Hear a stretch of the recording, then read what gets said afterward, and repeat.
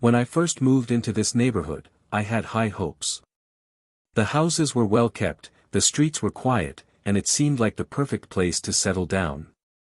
But I soon learned that not everyone felt the same way about me being here, especially Karen, my next-door neighbor.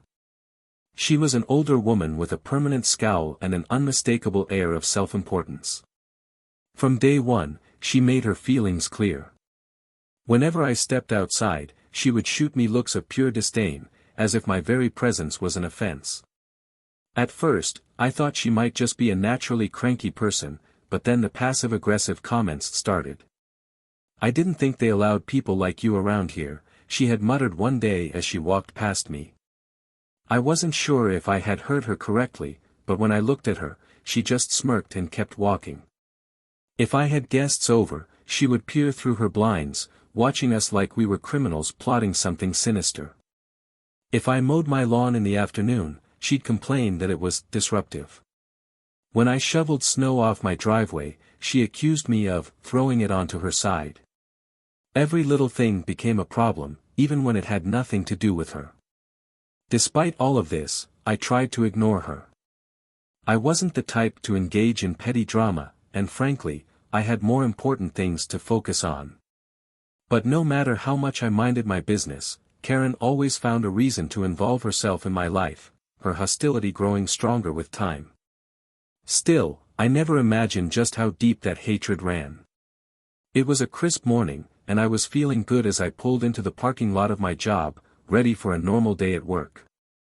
But the moment I stepped out of my car, my stomach twisted into a knot. Something was wrong. My usual spot was in the back of the lot, slightly hidden from view, but even from a distance, I could see something was off.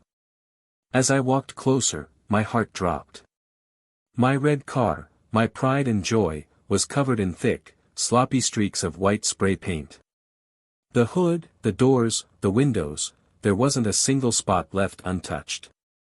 The paint dripped down in uneven globs, making it clear that this wasn't just random vandalism. This was personal. Then, I saw her. Karen stood there, shaking the spray can, watching her work with a satisfied grin. She had no idea I was watching. She was so focused on her act of destruction that she didn't even bother looking around. For a few seconds, I was frozen in disbelief. Of all people, it was her. My neighbor. The woman who had spent months harassing me for no reason was now at my workplace, destroying my property. Then, rage took over. I yanked my phone out of my pocket and immediately dialed the police. As I spoke, I stayed hidden behind another car, watching as Karen took a step back, admiring the damage she had done. The arrogance on her face made my blood boil. She wasn't just some neighborhood busybody. She wasn't just an old woman with too much time on her hands. This was something else entirely, something deeper, uglier. Within minutes, I heard sirens in the distance. Karen must have heard them too because she suddenly tensed, her head snapping up like a deer sensing danger. She turned her head from side to side, finally realizing that she was no longer alone. Her moment of realization was almost satisfying to watch. The police cars screeched to a halt, and before she could react, officers jumped out, guns lowered but ready. Karen panicked, dropping the can of spray paint as she turned to run. But she wasn't fast enough. Within seconds, an officer tackled her to the ground, pinning her arms behind her back as she screamed in protest. "What are you doing? Get off me," she shrieked, thrashing against their grip. "Ma'am, you're under arrest for vandalism and destruction of property," one of the officers said, securing the handcuffs around her wrists. "This is a mistake." "That's my car," she lied, as if her hands weren't literally stained with white paint. I stepped forward then, making my presence known. "No, Karen. That's my car." Her eyes locked onto mine, and for the first time, I saw something besides hate in them, panic. She had spent so much time looking down on me, acting like she was untouchable, and now she was caught. The officers led her toward the squad car as she continued screaming, shouting about how it was all some misunderstanding, but nobody was listening. The evidence was all over my car, and all over her hands. As they pushed her into the back seat, I let out a long breath, my hands still shaking. I knew this wasn't over yet, but for the first time since I had moved into that neighborhood, I felt like something was finally being done about Karen. She thought she could get away with it. She had no idea what was coming next. The moment I ended the call with the police, I felt an odd mix of satisfaction and adrenaline surging through me. Karen had been a thorn in my side since the day I moved in, but this was a whole new level of insanity. She had taken her hatred from petty neighborhood complaints to actual vandalism, and now, she was about to face real consequences. I stayed hidden behind a parked truck, watching as she continued her destruction, blissfully unaware of what was coming. The can of white spray paint hissed in her hand as she tagged one final streak across my windshield, her movements almost gleeful. It was clear she thought she could get away with this. Then came the sirens. Karen's head snapped up, her body going rigid. The smug expression on her face melted away, replaced by sheer panic as she turned to look for an escape. But it was already too late.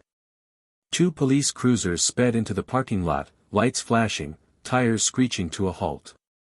For a split second, she hesitated, as if debating whether to drop the spray can and pretend like nothing happened.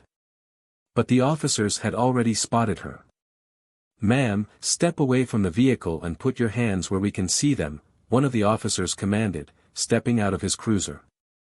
Karen didn't comply. Instead, she did something both ridiculous and predictable: she ran. She bolted like a startled deer, her feet scrambling against the pavement as she tried to make a break for it. But she had underestimated the officers' speed.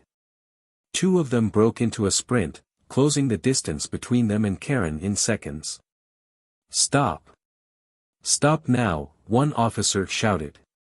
Karen didn't stop. A third officer cut around the front of a parked car, coming at her from the side. Before she could react, he lunged, tackling her to the ground with practiced precision. A strangled, furious shriek escaped her lips as she hit the pavement, arms flailing wildly. "Get off me!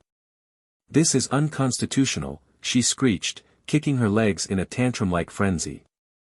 "You're under arrest for vandalism and destruction of property," an officer stated calmly, securing the handcuffs around her wrists.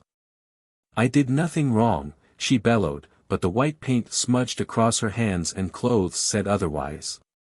The officers weren't interested in her excuses. They hauled her to her feet, and that's when her wild eyes finally locked onto mine. For the first time since this started, Karen looked genuinely afraid. I stepped out from behind the truck, arms crossed as I watched her struggle against the officer's grip. "You did this to yourself, Karen," I said, my voice steady. Her face contorted with rage. "You set me up," she shrieked, as if I had somehow tricked her into vandalizing my own car. One of the officers gave me a knowing glance, as if he had dealt with people like her before. "We'll take it from here," he assured me before turning back to his squad car. I exhaled, letting some of the tension leave my body. I had expected Karen to cause problems for me, but never did I think she would take it this far. And yet, something told me this wasn't the full extent of her darkness. I would soon find out just how deep it ran. At the police station, I sat across from an officer as he took my statement. I recounted everything: how Karen had harassed me since I moved in, how she escalated from verbal attacks to outright vandalism, and how she had been caught in the act. The officer nodded along, occasionally jotting down notes. Then, after a brief pause, he leaned back in his chair. "We ran a background check on your neighbor," he said, his expression shifting. "And, well, you might want to hear this." I tensed. "What did you find?" He exhaled, tapping his pen against the table. "She's not just some bitter old lady with too much time on her hands. Karen has a history." "A history?" I echoed. The officer nodded. "She was a known associate of a white supremacist group back in the day, one with a long track record of hate crimes." A cold chill ran through me.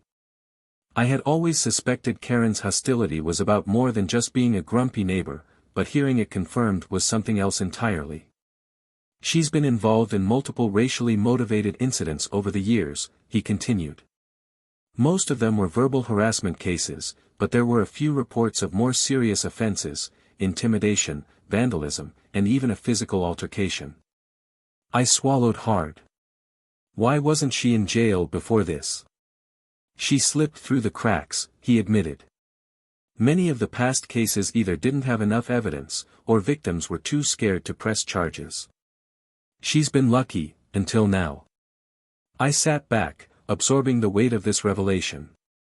Karen had spent years terrorizing people like me, hiding behind her suburban home and bitter glares. She had probably thought she was untouchable. Not anymore. So, what happens now? I asked. The officer straightened up. Given her criminal history, plus the fact that she was caught red-handed, the charges against her are pretty serious. Destruction of property, vandalism, and considering her past, potentially a hate crime charge as well. A hate crime. The word carried so much weight, but it felt right. This was never about just me, it was about the deep-seated hatred she had been carrying for years. Will she go to prison? I asked.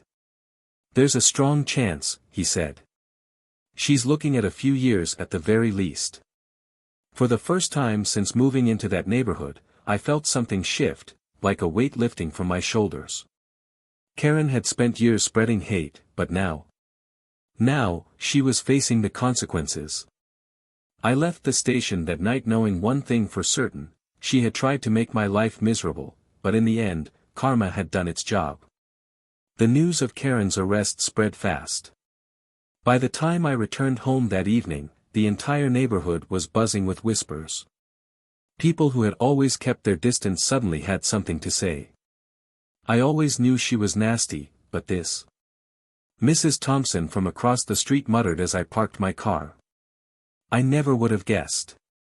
She used to glare at my kids whenever they played outside, another neighbor admitted. I thought she was just a grump, but now it makes sense. It was strange.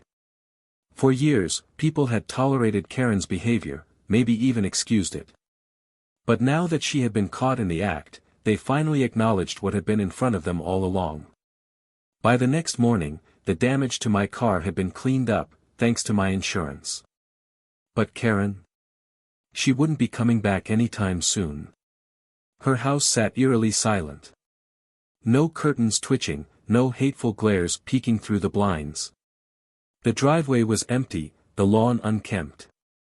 It was as if the life had been sucked right out of it. A week later, I received a call from the police. Karen's been officially charged, the officer informed me. Vandalism, destruction of property, and with her past history, the prosecutor has added a hate crime enhancement. She's looking at a 5-year sentence. 5 years. I let that sink in. It wasn't just about my car, it was about every person she had terrorized before me. Every victim who had been too afraid to fight back. She's also being sued by her former landlord for damages to her previous property, the officer continued. Turns out, you weren't the only one she targeted. Hearing that solidified something for me. Karen had spent her life filled with hatred, believing she was untouchable. But now, her past had caught up to her.